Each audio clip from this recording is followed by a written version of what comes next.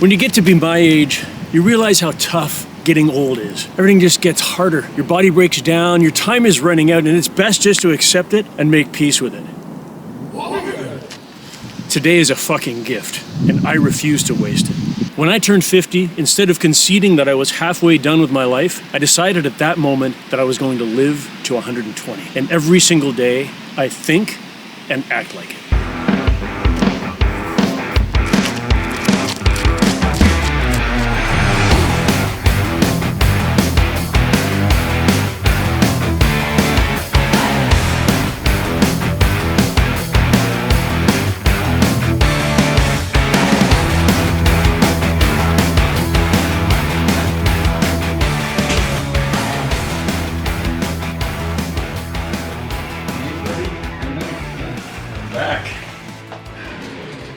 So let's talk about what midlife freedom actually means, because I meet a lot of people, mostly in pubs or at live shows and such. And what I often see is people who are in their midlife, but they just seem to have already given up any hope of a bright future. And it pains me so much to witness it. Otherwise healthy and able people, tax-paying members of society, obviously well enough to come out and have a pint and see a show, nothing stopping them from taking command of their future, but conceding and just preemptively giving up on a better life and looking forward to anything cool in the future. The way I see it, freedom isn't about relinquishing your future to the inevitable. It's not about retirement or escape or taking it easy in the golden mile. Freedom in midlife is about taking control of a revitalized narrative, not the one that we've been conditioned to believe. That kind of stereotypical midlife is about decline and that your best years are behind you. Fun fact for you to consider before I get into spouting positivity at you. Dr. Stuart Kim is professor of developmental biology at Stanford University,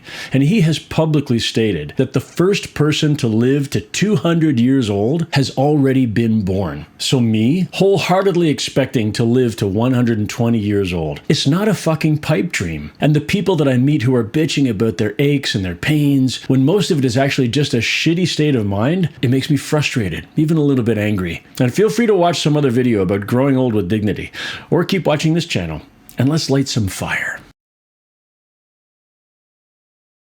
The narrative that's possible is that midlife is when everything that you've learned finally comes together, when you consciously take charge of how to make full use of your time, and you stop giving a shit what other people think, and you start building your life around what truly matters. That's freedom. Control the narrative. When we focus on improving ourselves, regardless of how old we are, and understanding that there's always opportunity for growth, no matter what point we are in our lives, then we're voluntarily rewriting the story at every opportunity for a future that has so much potential.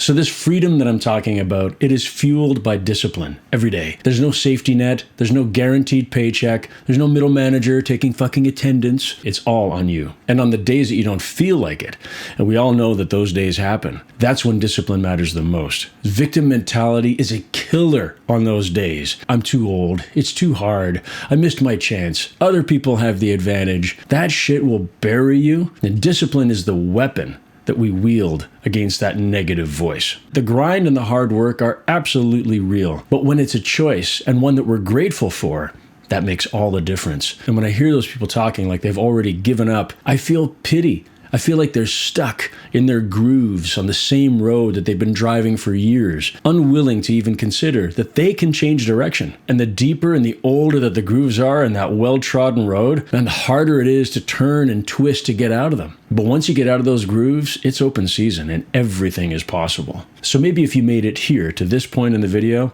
there's probably some hope for us. So let's talk about what you actually get when you choose to leave that old familiar road.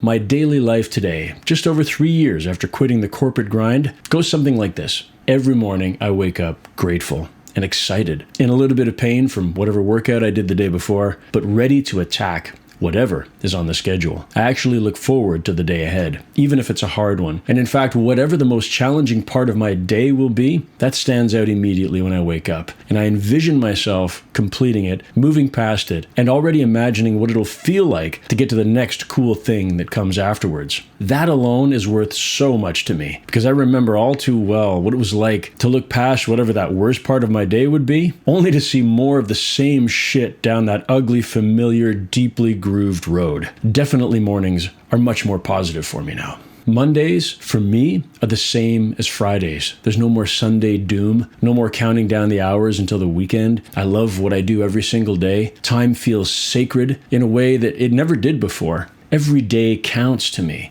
I mean, not because they're fleeting, but because they are everything. Each day that we're alive, it's the only real gift that we own. And future me is the guide. I'm constantly asking myself, what does future me need me to do today? What would he be expecting me to do right now? That accountability to my future self has changed everything about my life. I make decisions quickly. When given the choice to do anything now or later, it's always now. It's immediate. No hesitation. Get it done. Whether it's overhauling my website or cleaning out the cat box, when there's a sense of peaceful urgency, things just get done. Because why would you wait? Now is always better than later. I prefer to fail fast and keep moving. Gratitude has become a default state of mind. No more forced positivity. It's not about maintaining good vibes or happiness. Happiness. It's an interesting word because it has a very different meaning for me now. I would actually say that I don't seek to be happy. That might sound weird, but my peace comes from just keeping promises to myself and then always knowing what those promises are with genuine, honest gratitude for being able to wake up and keep the promises and do what I love. That's the reward. That's what you get when you reject the victim narrative and you create something and seize the day every single day. So whatever narrative you choose for your midlife ultimately becomes your reality. If you embrace decline and other people's perceived limitations, then that becomes true. But if you choose the potential of unbridled possibility, that your midlife is an opportunity to reinvent yourself and that the best is yet to come, that also becomes true. Aging is just fucking inevitable. I mean, we have physical limits, but we have the ability to stave off the decay of physical and mental aging, to choose a better life. It is absolutely a choice, nothing more. Every day you decide if today is the beginning or the beginning of the end. You decide the outcome of your experience on this earth. You decide if your time that you have is a countdown or an opportunity. Choose wisely. Hey, bro. Come on. Let's go.